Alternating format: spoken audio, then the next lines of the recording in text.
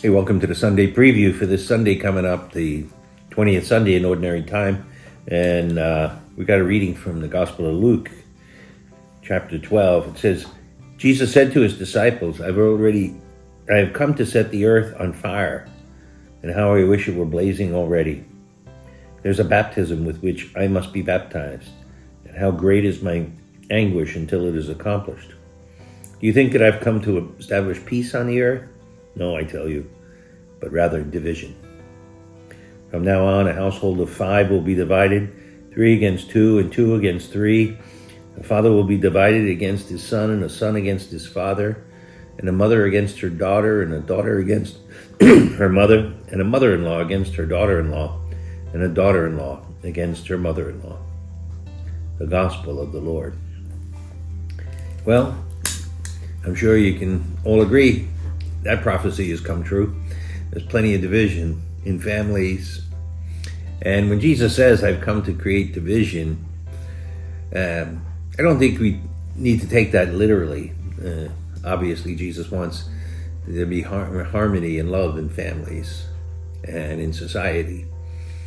But what he's laying down here, I think, really is a marker that to be faithful to Jesus does not mean compromising just to keep the peace.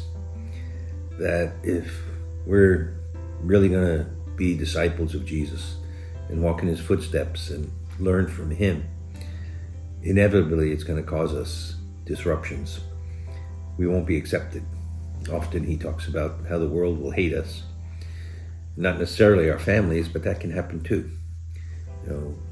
But the key thing is for us to be faithful to the gospel of Jesus, to put his teaching first and not simply go along with what everybody else is doing.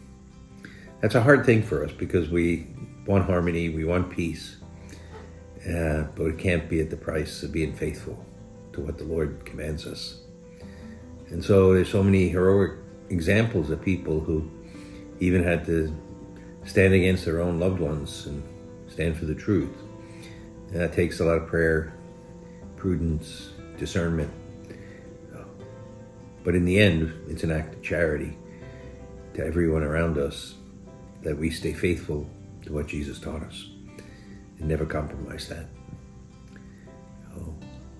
I think, we all have to be better at praying for the strength and for the courage and for the wisdom to discern those moments, but always put Christ first.